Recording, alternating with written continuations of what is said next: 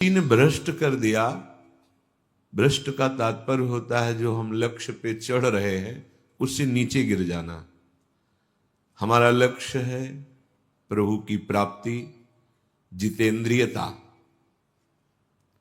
लेकिन ये मन कई तरह से हमें भ्रष्ट करता है। यदि हमारा किसी से कभी कैसा भी संबंध है, कभी ये प्रियता से भ्रष्ट करता है, कभी भय से भ्रष्ट करता है। सामने वाला प्रतिकूल न हो जाए, बहुत ये सावधानी की जरूरत है। ये कभी भय करके, कभी प्रियता दिखा करके प्रियालाल से विमुख मार्ग का अनुसरण करता है। फिर ये इतना जलाता है, इसी ने भ्रष्ट किया, इसी ने मार्ग से गिराया, और यही इतना जलाता है कि फिर निरुत्साहित कर देता है, भगवत मार्ग में चलने लायक नहीं रखता है। बहुत कृपा पात्र और सुजान उपासक वही है जो इस दुष्ट की दुष्टता को पहचानता रहे। बाहर कोई शत्रु नहीं है, बाहर कोई हमारा कुछ नहीं बिगाड़ सकता। हमारा बिगाड़ने के लिए पर्याप्त है हमारा मन। ये मन ही दुर्दशा करे, मन ही इतना नीचता किए हुए है कि हम बार बार शास्त्र की बात सुनते हैं, बार बार सतमार्ग पर चलने का उत्साह बनाते हैं, और ये दुष्ट ऐसी चेष्टा कराएगा, ऐसा संकल्प बनाएगा, फिर गिराकर निरुत्साहित कर देगा। जहां रति कर रहा है मन, वहीं लगा देता है। निराश नहीं होना, इसकी चाल को पकड़ो। ये दो प्रकार से फंसाता है, प्रियता और भय से। बहुत मनन की हुई बात है।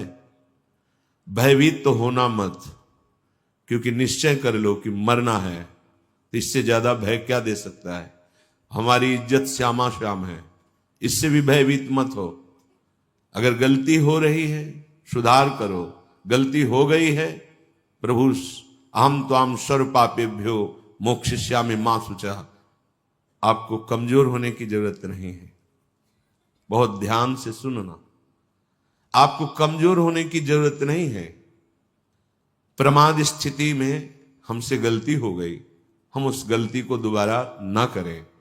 और ध्यान दीजिए, वो गलती कराने वाला आपका मन है। जब आप आनंदित होंगे, जब आप उत्साहित होंगे, तब ये फंसाएगा, इसकी चाल है।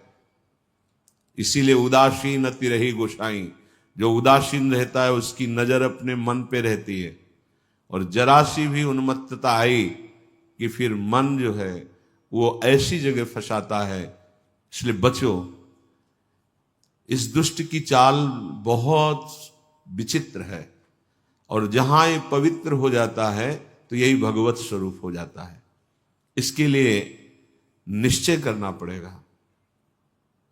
प्राण चाहे चले जाएं, अब हम न प्रियतावश न भयवश गलत नहीं करेंगे। इसे पकड़ो। श्रीपाद प्रबोधानंद जी कह रहे हैं, श्री राधिके त्वं यदि न प्रसीदेह सीदे मत्राप्य मुद विजब्धी तदेश वृंदावन गात्मलोकः कृपा कटाक्षेण सदेक्षणीयः।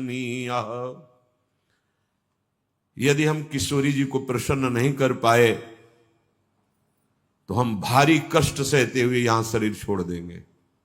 श्रीपाद कह रहे हैं, देखो भगवत प्राप्ति करनी है तो बात समझना होगा।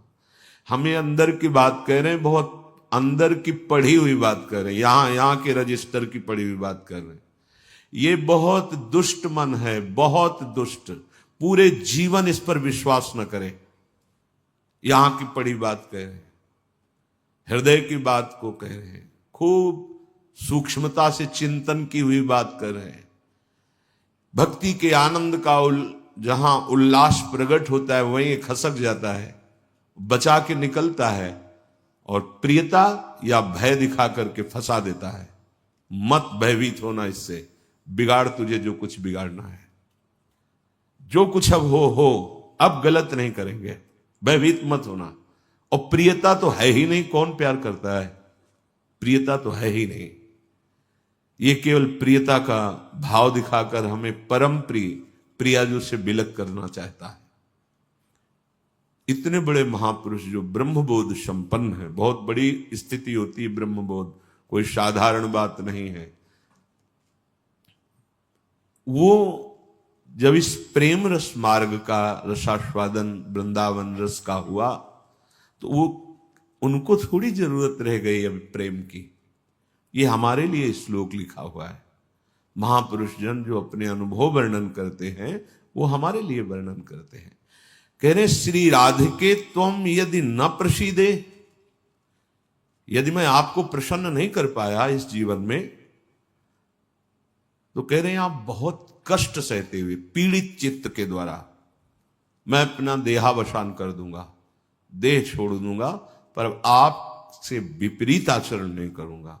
बस यहां रुकना होगा, यहां पकड़ो, यहां बैठा लो हृदय में बात। इतना बहिर्मुख हो चुका है उपासक कि वो पकड़ ही नहीं पाता है अपने अंदर की कमी को। वो अंदर ही अंदर वो खोखला करके, निराश करके बस केवल जीने में लगा देता है। खाया पिया सोया खेला कूदा, समय कट रहा है, बढ़िया है।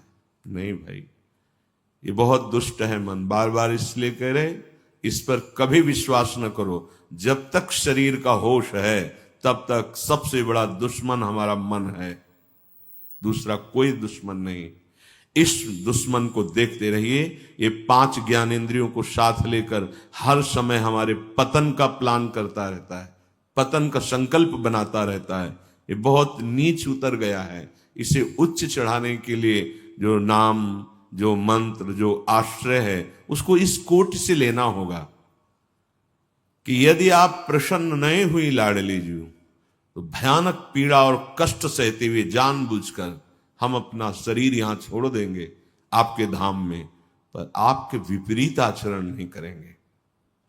प्रतिकूलस्य वर्जनम। श्री वृंदावन में हमें आपका कृपा कटाक्ष चाहिए, आपका साक्षात्कार चाहिए, आपकी प्रसन्नता चाहिए। नहीं तो अपने जीवन को कष्टमय रखते हुए यहां प्राण त्याग देंगे। भाव समझो, जब इतना दृढ़ निश्चय हो जाएगा तो कोई हमें परास्त कर ही नहीं सकता। ये हमारा मन ही हमको परास्त करता है। एक बार नहीं, लाखों बार इसको देखा है। जहां भक्ति का आनंद उल्लसित हुआ, ताय निकल पड़ा, क्योंकि देख रहा है असावधान है, इस समय ये आनंदित है, असावधान है, और वो कहीं प्रियता या भय दिखाकर फंसा देता है। अब वो जो आनंद था वो गुप्त हो जाता है। जो एक उल्लास बड़ा था, फिर वो निराशा, फिर हताश। अच्छा उपासक है तो उसको लगने लगता है क्या करूं, जीवन नष्ट कर दूं, ऐसा लगने लगता है, क्योंकि वो लक्ष्य की तरफ बढ़ना चाहता है और मन उसको फुसला करके ऐसे गिरा देता है कि वो निराश होकर देखता है अब क्या करूं, अब कहां जाऊं। पहली बात, निराश नहीं होना है। जिस समय आपकी भक्ति का आनंद उल्लास से युक्त हो, उस समय आपको उदासीन होने की जरूरत है, प्रसन्न होने की नहीं जरूरत है। ये आंतरिक बात कह रहा हूं, सावधानी की। उस समय बिल्कुल निरीक्षण मन के ऊपर ही होनी चाहिए, पूरी दृष्टि, क्योंकि उसी आनंद उल्लास में भागेगा, निकलेगा विषय सेवन के लिए, क्योंकि आपको गिराना है, उसका काम है गिराना। बाहर कोई गिरा नहीं सकता, अंदर से अपना बड़ा भारी शत्रु मन है, यही गिरा रहा है। उदासीनता जिस साधक के जीवन में नहीं, वो आगे नहीं बढ़ पाता है। उल्लसित नहीं होना, अंदर उल्लास, तो पूरी की पूरी एकाग्र दृष्टि मन पर। कहीं हमारा मन उल्लास में के छिद्र से भागकर कहीं फंसाने तो नहीं जा रहा है। हमने देखा है इसको 2 तरह से फंसाता है, एक प्रियता और एक भय।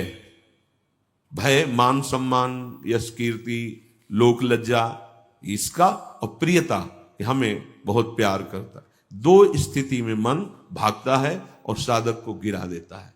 तो साधक का निश्चय होना चाहिए कि अब या तो प्रियाजू की मुस्कान, नहीं तो प्राणों का समर्पण। अब सौदेबाजी मन से नहीं होगी। अब हम जलने के लिए तैयार हैं, अब हम सौदेबाजी नहीं करेंगे, कि है मन प्रसन्न हो जाए तो भजन में सहयोग करेगा, ये नीच कभी नहीं करेगा सहयोग। इसको तो जलना ही होगा, बिना जलाए आगे नहीं बढ़ सकते। महापुरुषों ने कहा है कि यदि आप अपना जीवन प्रभु के चरणों में न्यौछावर करने के लिए तैयारी कर ली है, जैसा श्रीपाद कह रहे, ये न्यौछावर है, या तो प्राण समर्पित कष्टपूर्वक हम शरीर, या फिर आप मुस्कुराओ, बीच में हम स्वीकार नहीं करेंगे इस मन की मनमानी आचरण। बहुत निकृष्ट है, बहुत रुलाया है, बहुत परास्त करता है, पूरा जीवन हो गया है इसको लगाते ही लगाते, तो इसको पढ़ पाए हैं कि हाँ ये है क्या चीज। बहुत नीच प्रवृत्ति है इसकी। एक क्षण तो ये वैराग्य की स्थिति में, एक क्षण में आपको लगेगा भगवत प्राप्ति की स्थिति, और एक क्षण में इतनी गंदी स्थिति पैदा कर देगा कि लगेगा अभी तक जीवन में कुछ हाथ ही नहीं आया। साधक की धज्जियां उड़ाता रहता है मन। और गुरु कृपा पात्र जो चाल इसकी समझ गया, हर चाल पे वही लगाम खींच दी, बच गया। नहीं, बहुत नीच प्रवृत्ति का है ये। अगर इसको समझ पाओगे तो आगे बढ़ पाओगे, नहीं तो निराशा पैदा करके भगवान से विमुख कर देता है। लाखों चलने वालों में कितनों को गिरा दिया, आगे बढ़ने लायक नहीं रखा। इसी मन का खेल है। तुम अपना जीवन प्रभु के चरणों में न्यौछावर कर दिए, अब उनकी कृपा की बाट जो होते हुए मस्त रहो। और ये मस्ती मन के निरीक्षण से युक्त बनी रहनी चाहिए। मन को ढील दिया ना जहां कि आज तो बहुत बढ़िया भजन हुआ, आज बहुत आनंद, वहीं निकल के फंसा देगा। यह अनुभव की बात है। आनंद की उमगन में इसके निकलने के चांस होते हैं। वो उसी, जब साधक आनंद उमगन में होता है तब वो निकल कर किसी विषय में उसे बांध देता और उस आनंद को खा गया। जो आनंद उल्लास था, अब वो पश्चाताप की आग जल रही है। अब फिर उसको लगता है इतने दिन मेहनत करने के बाद तो इतना हम चढ़ पाए थे, फिर मुझे गिरा दिया। फिर वो निराश होने लगता है।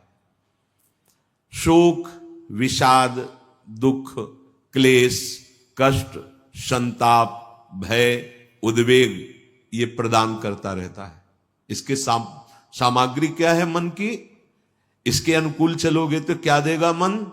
कह रहे हैं शोक पक्का।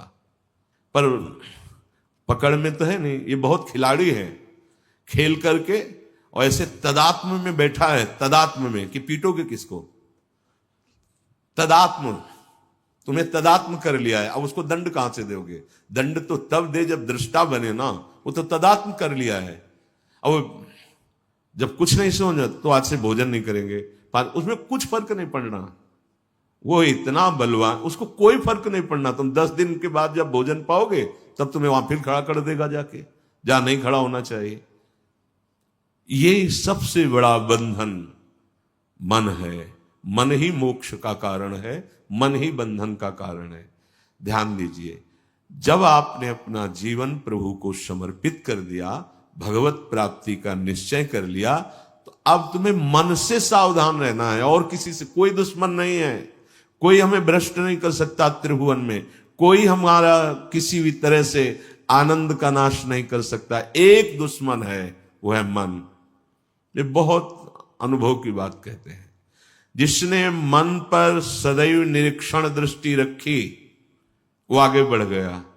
और जो आनंद में, सम्मान में, प्रियता में, वाहवाही में चूक कर दिया, वहीं मन प्रवेश करके माया में आपको नष्ट कर देगा। लक्षण मन के पास क्या है खजाने में? जब मन के आप अनुकूल चलेंगे, मन के अनुकूल, तो आपको क्या देगा? शोक, विषाद, दुख, क्लेश, कष्ट, संताप, भय, उद्वेग, ये आपको देगा। अगर आप प्रभु के अनुकूल चले, मन जितना आपको आकर्षित करे भोगों के, उसको डांट के उसकी बात ना सुनकर प्रभु के अनुकूल चले, तो इनमें से कोई भी दोष आपके अंदर नहीं रह जाएगा।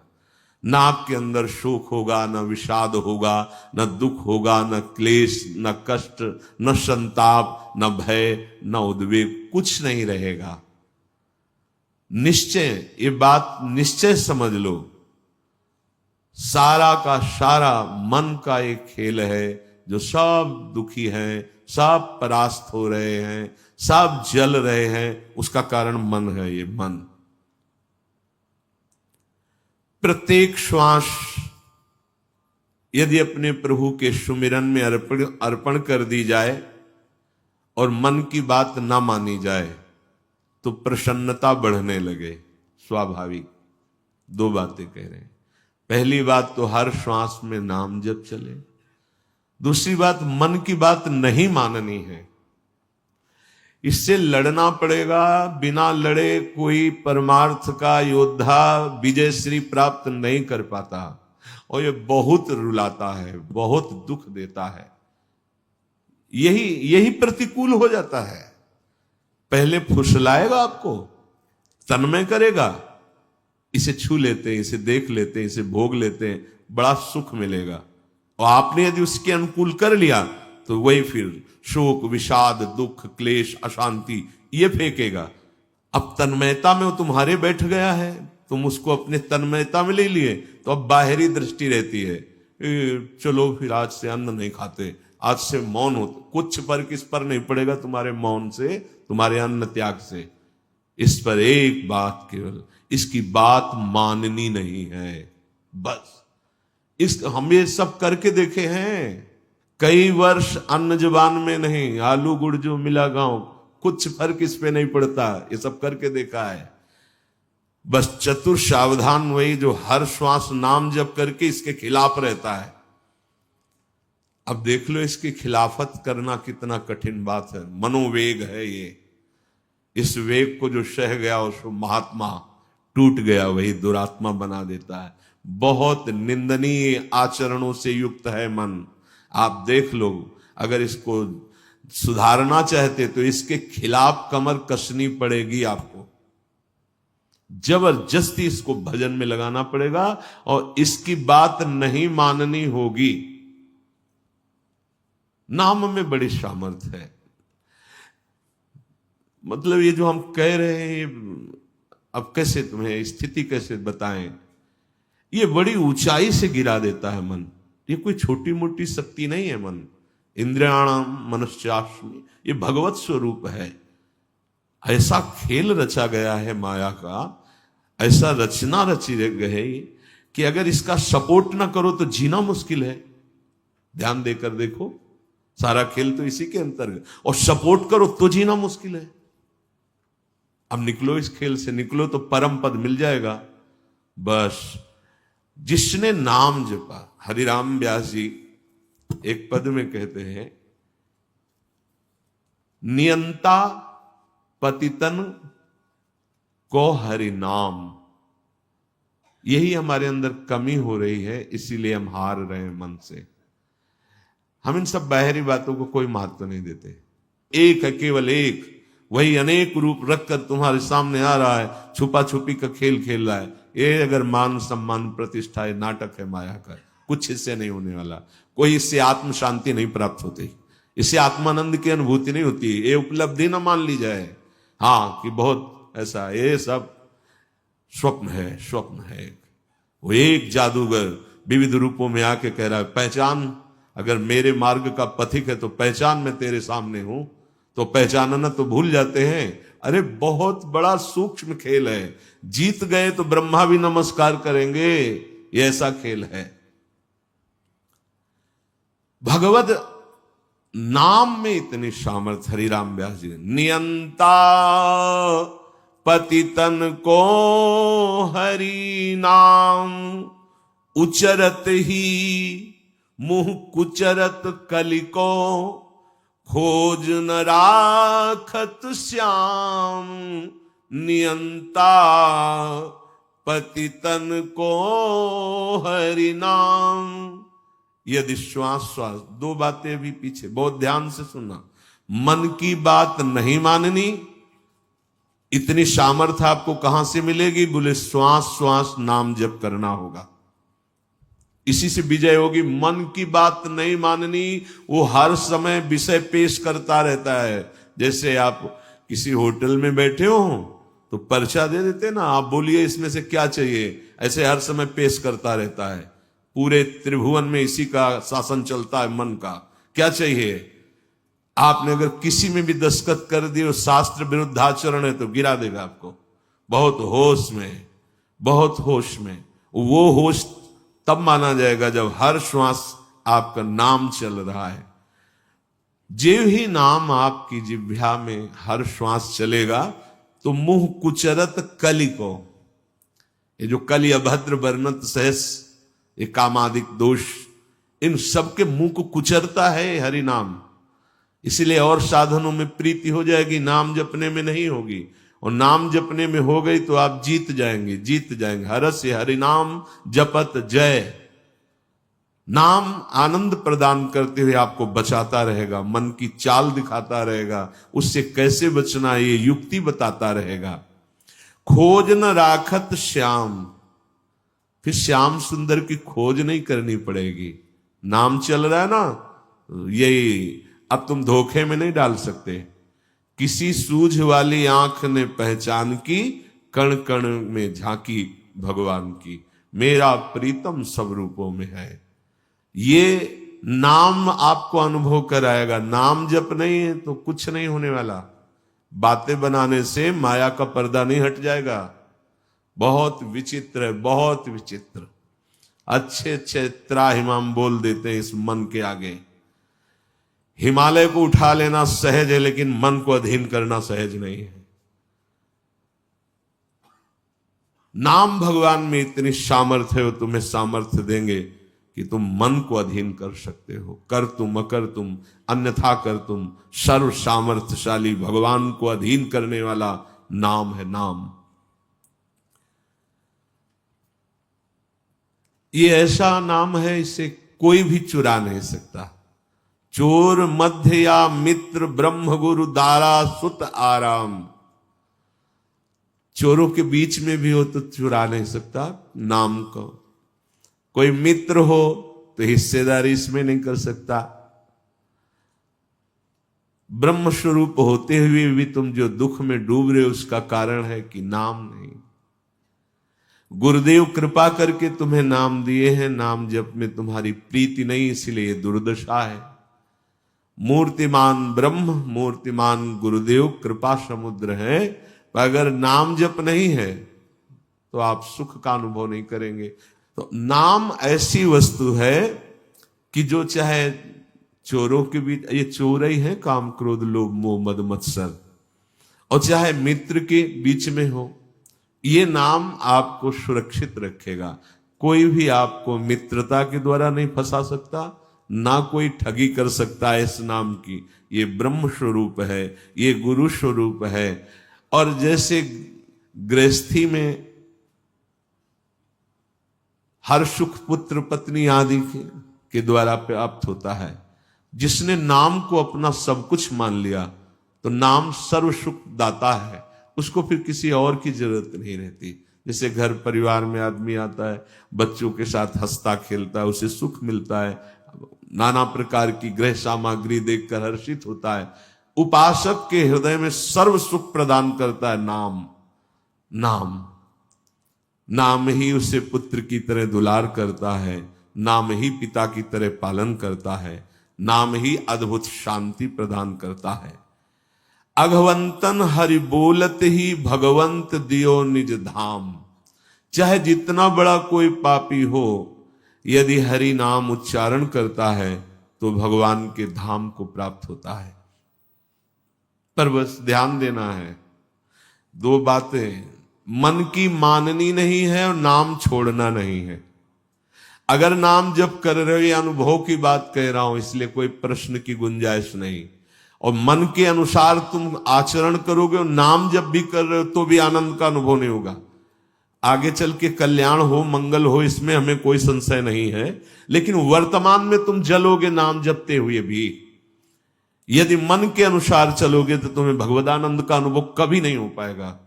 शरीर छूटने के बाद भगवान जैसे अजामिल को परम पद, वो बात अलग है। लेकिन वर्तमान में जीवन मुक्तता और आनंद का अनुभव मन की बात न मानने से होगा। ये जो मन हमें गलत सलाह दे रहा है, ये जो मन हमें भोगों में फंसा रहा है, आप चाहे जितना प्रयास करें, ये आनंद का अनुभव नहीं होने देगा। छाती की बात कहते हैं, किसी के पढ़े लिखे समझाने की बात नहीं, यहां की बात।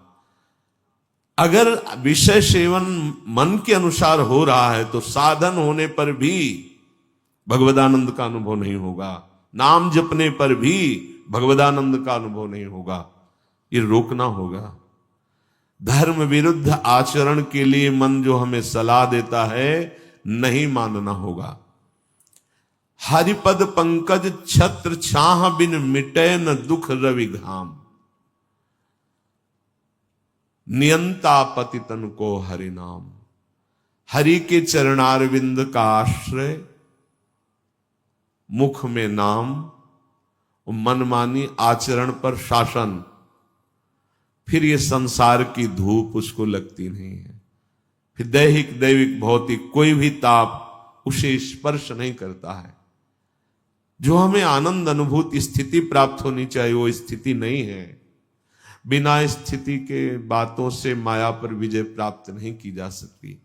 इसलिए नाम जिह्वा से और बुद्धि एकदम सावधान होकर मन की हर चेष्टा पर निरीक्षण। मंगलमय भगवान ऐसा विधान बनाएंगे कि आप सर्वदा सुखी और प्रसन्न रहेंगे यदि आप ऐसे चलेंगे। भगवान हमारे विचारों को देखते रहते हैं। ध्यान से सुनना, तुम जो विचार अंदर कर रहे हो वो भगवान देख रहे हैं। जब भगवान देखते हैं कि इसकी आशा का विषय संसार है, मैं नहीं हूं, तो अब बाहरी हमारी क्रियाएं भक्ति की हो रही हैं, आशा संसार की है, तो भगवदानंद का अनुभव नहीं हो रहा है, हाथ में विफलता लगती है। बिल्कुल अक्षरशः ऐसा ही है। बहुत गुस्सा लगती है मन पर, बहुत गुस्सा कभी कभी लगती है कि ये साधकों को नष्ट करने के लिए हर समय जाल बुनता रहता है। जैसे मकड़ी जाल बुनती है, ऐसे ही बुनता रहता है जाल, और ये खुद जलता है, खुद परेशान होता है, खुद बंधन युक्त होता है। यही बड़ा विचित्र खेल इस मन का, बड़ा विचित्र। महीना 2 महीना हो तो लड़ ले, पूरे जीवन लड़ना, तभी परम पद प्राप्त होता है। पूरे जीवन जरा सी चूक होती फंसा देता है, निराश कर देता है, उदास कर देता है। भगवान तुम्हारे अंदर के विचार को देखते हैं। तुम्हारे विचार में यदि आंतरिक संसार के सुखों की आशा है तो वो आपके अंदर हैं, अनुभव में नहीं आएंगे। देख लो, जो लोग कहते हैं ना कि इतने वर्ष हो गए हमें नाम जप करते, उसका भाव समझो। अंदर के विचार भगवान तुम्हारे देखते रहते हैं। तुम्हारी आशा यदि संसार के भोग हैं तो सामने नहीं आएंगे, यही हृदय में बैठे हैं। उत्तम भाव प्राप्त करने के लिए तुम्हें अपने मन से संसार के विचार हटाने होंगे। ये जो